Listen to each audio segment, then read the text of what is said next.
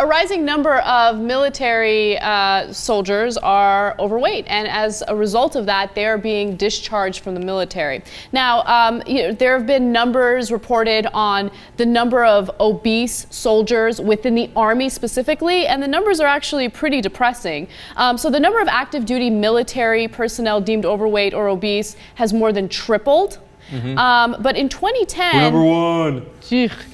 In 2010, 86,186 troops, or 5.3% of the force, received at least one clinical diagnosis of overweight or obese. But stop right there, because I have a bit of an issue with this, because our soldiers have to pass two different tests. The first test makes sense. It's an endurance test where they have to do running, push-ups, sit-ups, the usual stuff.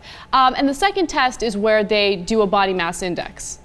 And nonsense. Let's keep it real, BMI is usually, well, most of the time inaccurate, okay? Because you might be muscular, right? Muscle weighs more than fat, and you might be short, and you might not pass the BMI test based on that alone.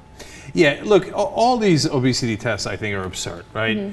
And you know, everybody's now considered obese, so it's partly because we are more obese, right? But it's also partly because of the way that we're measuring it. We're like, okay, if you don't look like Mutombo, we're gonna call you just a little obese, right? And to me, there should only be one test. And I don't care if the guy's a fat ass, if he turns out that he could pass the endurance test, push-ups, sit-ups, etc., God bless. I mean, it's sort of similar to women who want to be on the front lines.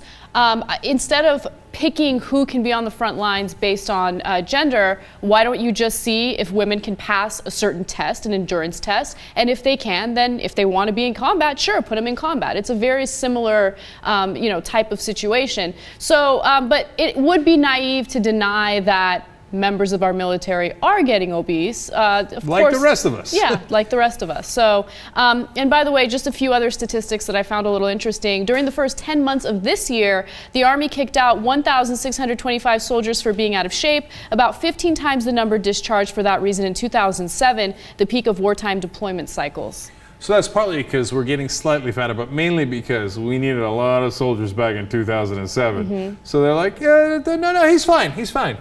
No, okay, body mass index, measured really low. Move on along to Fallujah, right? Yeah, that was the most violent period in the war in Iraq. So that's why they needed to deploy as many as possible. Yeah, so that's how reality works. But look, and then the Republicans get all over Michelle Obama. They're like, how could you try to encourage kids to eat healthy? You are trying to dictate every part of our life. And then we have a military that's literally too fat to fight. So perhaps they should do a little gardening with Michelle Obama.